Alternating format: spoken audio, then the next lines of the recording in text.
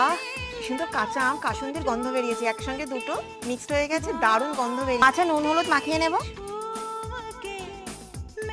কড়াইতে কিছুটা সরষের তেল নিয়েছি, গরমও করে নিয়েছি। এর ভিতরে একে একে বাটা মাছগুলো দিয়ে দেব।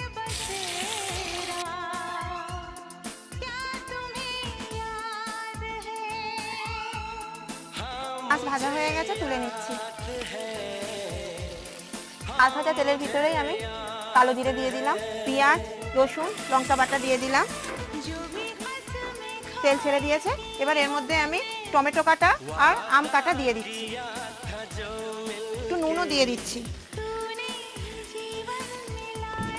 তেল ছেড়ে দিয়েছে, একটু হলুদ দিয়ে দেবো, দিয়ে আরেকটু কষাবো যাতে হলুদের গন্ধটা বেরিয়ে যায়। হলুদের গন্ধ চলে গেছে। চামচ কাসুন্দি দিয়ে দিলাম।